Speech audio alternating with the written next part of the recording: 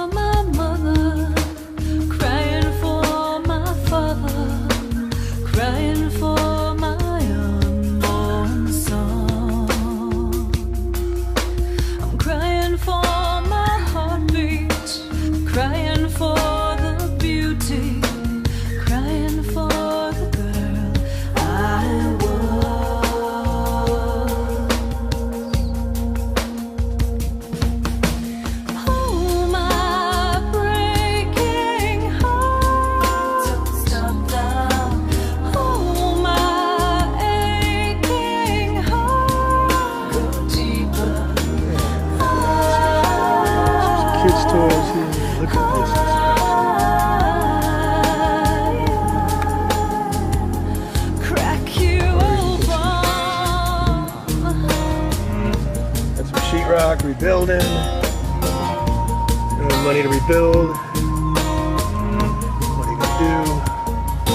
So I'm crying for my brother, crying for my sister, crying for the dream undone. I'm crying for this feeling, crying for the healing, crying for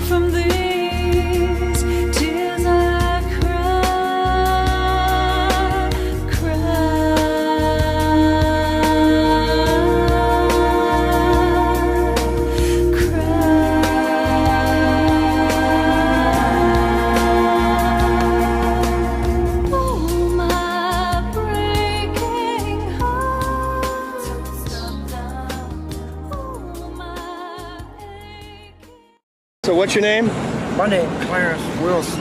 Clarence Wilson. And where are you from, Clarence? I'm from 10450 Dusty Lane, Beaumont. And a week ago you got, the rains came out of nowhere, right? Nah, I've been here a week. You've been here a week? I've been up in Dallas 3 weeks. Why were you up in Dallas? That's where they took me to. From here? Is your home here? Yeah. And they took you to Dallas and brought you back down here? Yeah. Does that happen to a lot of people? All the people that I know. Everybody in your neighborhood got shipped out? Yeah. How did you get out with the water so high? A guy plucked me out of the water. The water was here. Up to your neck? Yeah. Then it was a damn snake behind me. Who rescued you? Some people lived down the street in a little boat. They knew I live in a rural area. Right. So was it local people that rescued, or was it FEMA? Yeah, local people. And they took you to where? Higher ground. And then you waited until, how'd you get here? Some people took me to a church. Then the church brought me to the airport. The airport put me on a C-130. Wow, so you lost everything? Yeah. And your family, where's your family? I don't have no family. They live here. and then you're going to hopefully get back in your home someday. Yeah. And did the rains just it wasn't like a hurricane of anybody? No, just rain. And I'll tell you something else. They let the water out the dam. That what messes me up. What dam? 2 of them. Here, Bam Dam B and another one. I heard that's what really made the mess was when they broke the dam. Yeah, that what made the mess. Everything was fine until they opened the dam. Well, how many days into it was the dam open? When did they open the dam? Mister, my days are lost. Right, I understand. I don't know. Only thing I know today is Sunday, the beginning of the week. I've been gone almost 5 weeks. Because it happened right at the end of August. Yeah. And now we're at September 24th. See that? So you've been gone almost a month. Almost 5 weeks. I'm sorry, sir. Your name? My name is Erica. Erica, and this is your home. Yes, it is. Tell me what happened, Erica. It was late at night, and we were about to go to bed, and it had been raining a lot, like it does, but it never floods here. We got a few sandbags just as a precaution, and suddenly I was out on the back porch, and I felt my feet got cold, and there was water coming up. So I went to the kitchen, which was only a few steps away, and I told my mother, I think we're flooding a little bit. By the time she got to the door, it was coming in. It just came in. In the middle of the night? Yes. It was about 1:32 in the morning, and from everywhere. It just came in like a whoosh, like a flood thing. We pay out of pocket because we don't. We're working on an inventory list for the insurance company, but until that's done, and it's all out of pocket. It's me and my mother. But most people don't have insurance, right? A lot of people don't. We know a lot of people who did not have any sort of insurance, and they're waiting for FEMA. But FEMA keeps saying, we're coming, we'll come. But no one that I know, no one here, no one in that part of Port Arthur. I've spoken to people in Nederland, Port Neches. None of them have seen a FEMA person. So no one here has seen or heard from a FEMA representative at all. What about Red Cross? We've been having to stay in Leesville in Louisiana. That was the closest FEMA place that was available, that was open. Right. Because everyone, people were fleeing. Right. And that's 2.5 hours away. Now you're telling me that everywhere you go, FEMA's nowhere. Right. You have a list on their website, and they tell you where the participating hotels. You pick your state and go by city, and you can call them and see if they have vacancies. They don't. The closest one was 2.5 hours away, where the dam released the water and really affected the people a lot. I mean, well, I'm hearing the dam was a bigger problem than the storm. The release, yeah. So they had to release it, or? During the storm, it couldn't hold the water. There was too much water they had to release, and it just somehow got out of hand, or they didn't anticipate how much water it would be. Some people who even moved their houses lost everything. Oh my gosh. And that's up north from here.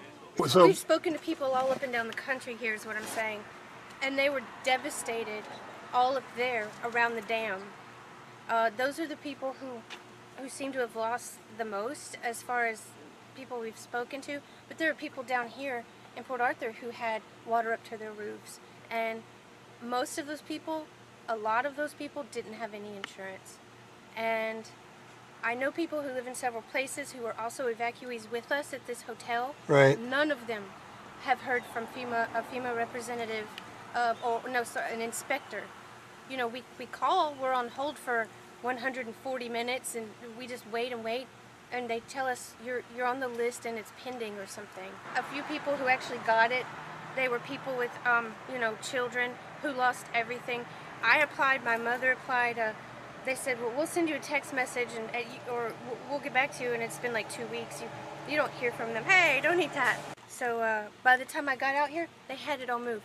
The children, the mother, across the street. I mean, that's how everyone's getting by right now. They're helping each other. Yo, you're on your own is what I say. When the flood first came, the water was getting higher and higher, and it was just a flow.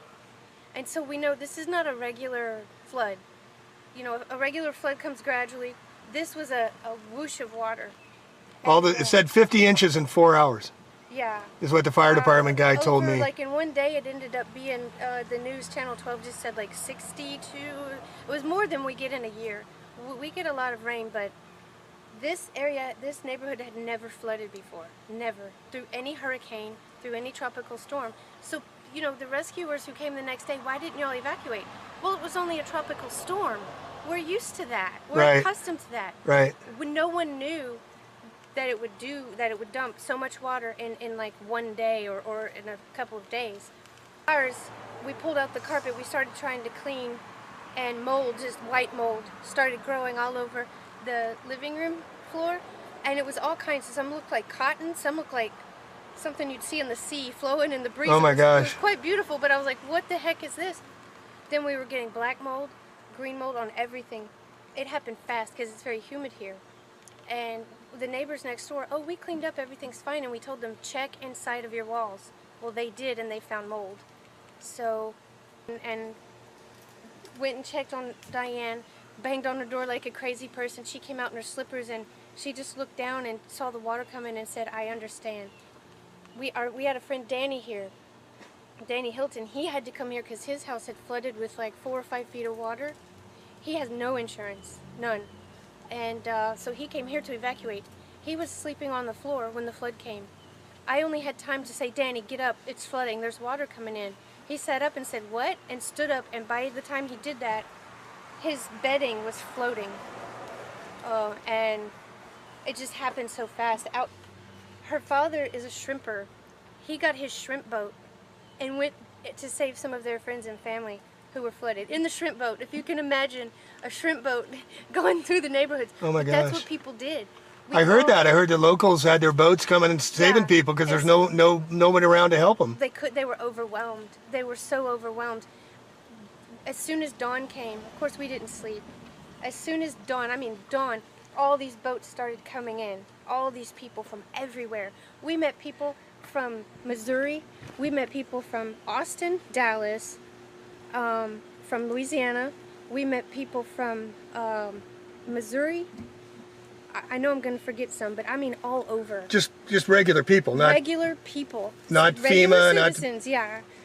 Regular citizens who had come and came and were ready, and they came at dawn so that they could see. By then we were all up, we hadn't slept, and a lot of people were out, but a lot of people weren't. So they would ask us and come by, are you okay? Do you need anything? Do you need water? And we thought it would recede and we could just clean it up and it would be fine. Oh, we're okay, we're okay. So they went down, they were doing helicopter rooftop rescues about 5 houses down also. So there was that. But as far as an official presence, a boat came and picked up my neighbor and her elderly mother, and I think she said he was from Tennessee. And anyway, this was all civilians, regular guys with their boats of all kinds, just helping. Where can we help? And getting directions from people where to go and help. Did anybody get stuck in their homes? There was a man, he doesn't live here. He doesn't live in this neighborhood. He lives closer to the seawall. An elderly person, it was flooded to the roof, and he drowned in his home. I'm sure there were others, but that one we know of for sure. And because I've met people who knew the elderly person. What's your name? Erica? Erica, I'm Jamie. Thank you for your story. I'm sorry, I could go on all day. No, I really appreciate it because this is a story that needs to get out, and that's why I came out here because Well, I mean, you know, it's not in the news anymore. You guys are completely off the radar of this. Yes, and we have felt many times and have said, it's not over for us. I know a lot's happening right now, from Mexico City to Florida and Puerto Rico, and everyone it's overwhelming. And people thought, okay, this place just flooded, they're sorted. We're not. Nothing is back to normal yet. So it's regular people relying on each other. At our hotel, there are regular people from Leesville, Louisiana, who bring hot meals for us. The hotel cooks 2 hot meals a week for dinner. And once or twice a week, a family or a church will bring food for all of us still. And so we feel, though, largely forgotten by everyone else. And I even spoke with a man today from Nederland, and he said, we have each other, and that's what we have to, that's what we've got. And we won't let the boat sink. We're going to stay afloat, and we're going to be okay. And that's what it is. It's neighbors. We didn't know each other before the flood, but during the flood, we got each other out. We checked on each other. We shared each other's shock, and now we share this common experience, and we're just helping each other any way we can. But we all have very limited means. We're not getting, none of us have seen an inspector. But at the same time, I know they're overwhelmed. I know they are. I don't want to criticize them too much, but I haven't met anyone from Orange to, Nederland, Port Neches, anything, who have seen an inspector. But they were present in 2 little towns up north by the dam to answer questions and help people with questions about their applications and what they can do, what their options are. The Red Cross has come by a couple of times, they said. It infuriated some people because apparently, I don't know for sure, because people talk and stories change, but apparently it was like it was like half of a hot dog cut up. Oh gosh. With like a piece of cornbread and like a drink. And people are like, what the hell is this? You may as well bring nothing. Where's all this money you're getting? And I haven't seen the Red Cross.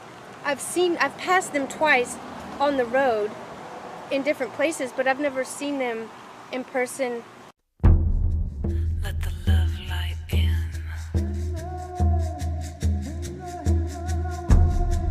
Let the love light in.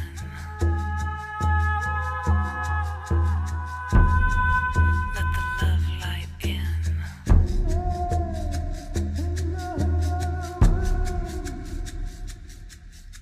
I never cried easily, never wanted anyone to see me. Now it's time to let the old ghost die.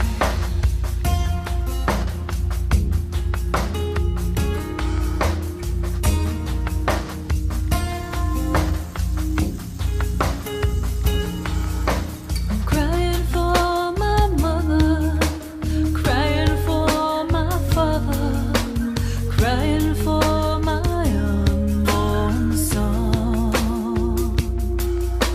I'm crying for my heartbeat, crying for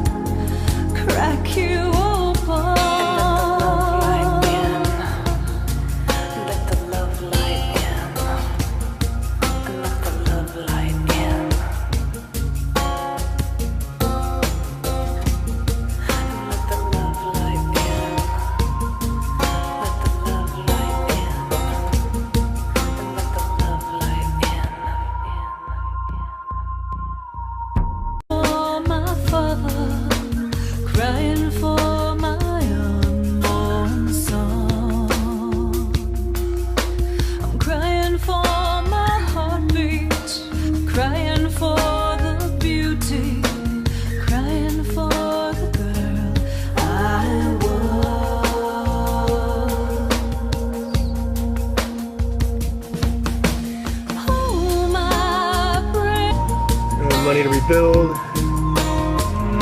What are you gonna do? So I'm crying for my brother, crying for my sister, crying for the dream undone.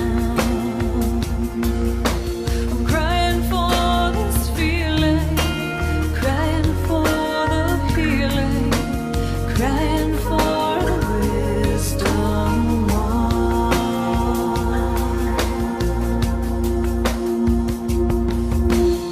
Oh, my breaking heart, don't stop now. Oh, my shaking heart, just let it go. Oh, my waking heart, I'm free. I never cried easily, never wanted anyone to see me. Now it's time to let the old ghost die.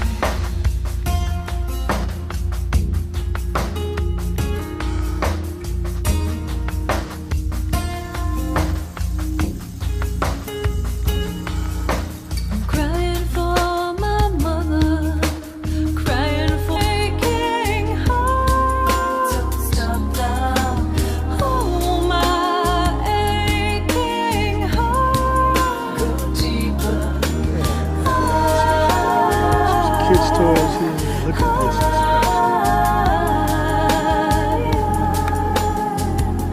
Crack you open. That's some sheetrock rebuilding.